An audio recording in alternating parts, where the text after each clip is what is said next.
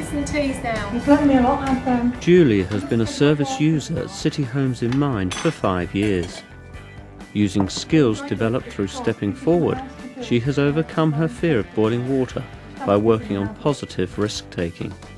This has empowered her to increase her independent living skills and make a positive contribution to her community by volunteering to help in the kitchen. When I was younger, about 8 years old, and that, my sister, she burnt all her chest, and she picked the kettle up and burnt all her body. And it scared me quite a bit. They helped me do the tea and coffee in the venue, and I'm quite pleased with myself because I didn't think I'd be able to do it.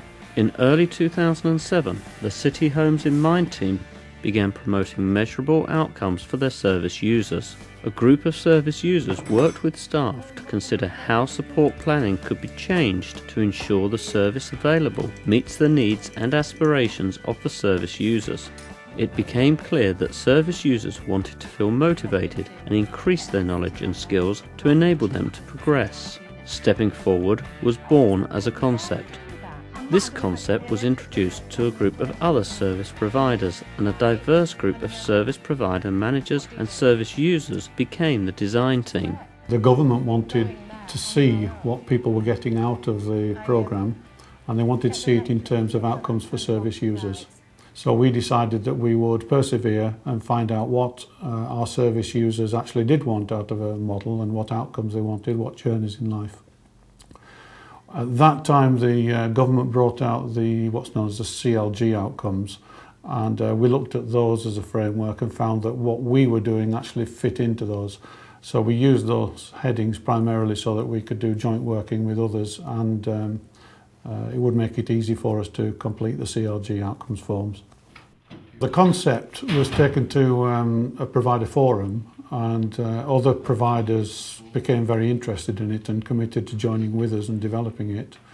They brought along service users, so a much broader group of designers and critical friends from service users started looking at why we're doing supported housing and what people ought to be getting from it.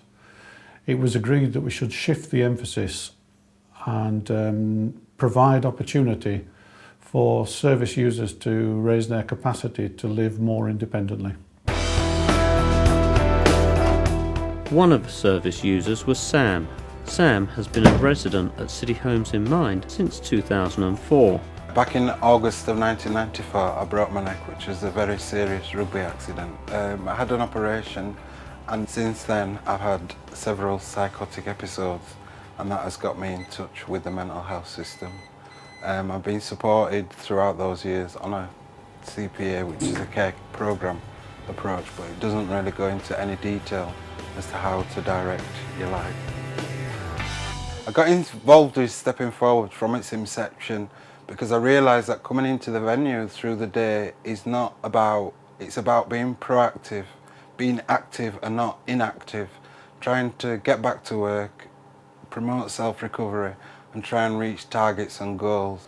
Stepping Forward challenges, it's a tool that aids recovery. So today's session is on personal safety, and the aims of today's session are to get you to understand why it's important to know how to stay safe and to get you to understand what you can do to stay safe when you're out and about. Okay? Prior to Stepping Forward, I was reading a lot of positive mental attitude books and self-help books. Stepping Forward is in line with that sort of philosophy, and I feel that it's helping me gradually gain the positive outlook. It can measure your progress from where you've started to where you've got to, and hopefully measure how you want to get what you really need to get out of life. I have looked at things like budgeting and monetary skills. I then also looked at trying to get back to work, which then helps me. After I had the accident, I knew that I had to really dig deep and use my resources and my resolve to get back my life to where it was prior to the accident. One of Sam's support workers was Melanie Vasquez. When Sam first came to City Homes, he was quite quiet, didn't have a lot of confidence, he wasn't really very focused on what he was doing in his life, but he always wanted to get a job. That was something that he was definitely focusing on. And so by doing bits of volunteer work with me and with Mind, getting involved in developing the Stepping Forward programme, he started to see that there was a way out of his situation, and it gave him much more confidence to apply for jobs, go for interviews, and even when he had knockbacks, he didn't take them as something that was very negative and become depressed again. He took it on the chin, learnt from it and turned it into a positive situation. When I first came to City Homes in Mind, I was a service user. Since then, I've gained employment. The job I do at Bradford and Airedale Mental Health Advocacy Group is a part-time administrator. I do 17.5 hours a week, which allows me to claim other benefits as well and help me manage my money skills and things like that. It's really promoted my recovery, and I'm looking forward now to moving on from City Homes in Mind.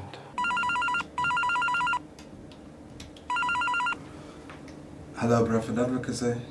Yes, you want to speak to an advocate? As Sam gets ready to move on, Melanie is supporting another service user who is almost tenancy ready to find appropriate new accommodation. And then property type, if you click on that arrow, it gives you some options. What kind of thing? Do you want a bed sitting room, a flat, or a house, or...? A flat. Right, so click on flat. That's it, good. And then if you click on forward, it'll take you to the next bit of the search. With our residents, I looked at what opportunities they would like to have and what areas they would like to look at in life. And we looked at things like enjoy and achieve, managing your money, budgeting, going to swimming baths, things like that. And we sectioned them off and tried to make a framework that they could use to measure the progress. So how exactly does Stepping Forward work? Well, it is a framework of life's choices set out in 6 broad areas of opportunity. We work on the basic principles of where am I now, where do I want to be, and how am I going to be supported to get there. Simply speaking, there is a list of skills and knowledge that service users can choose from to raise their capacity to live more independently. They would generally start with basic needs, and then move on to developing skills to help them live more fulfilled lives. It's all about the service user choosing their journey in life from a range of opportunities and for staff to support them in their journey. One of the basic needs is managing money. So it says you may be able to get a community care grant if you are getting income support. I'm in receipt of income support.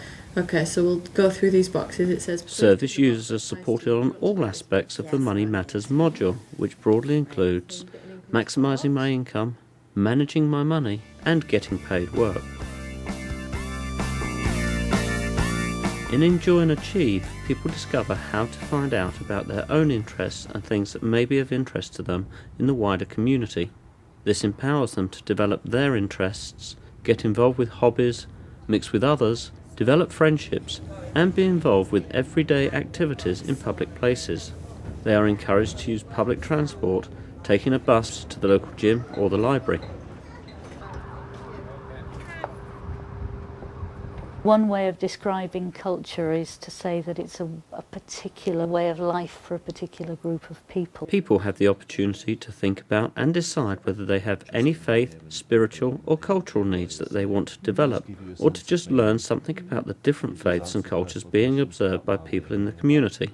This can help people be more confident and comfortable in their community. So Sean has achieved step 1 in managing his money. Okay, so Sean, do you want to tell us something about what you've done to achieve that? We believe it is important to reward or celebrate achievements. Providers may choose how they do that. Some schemes provide certificates for every step of achievement and have an award ceremony to celebrate those achievements. That's fantastic. Well done.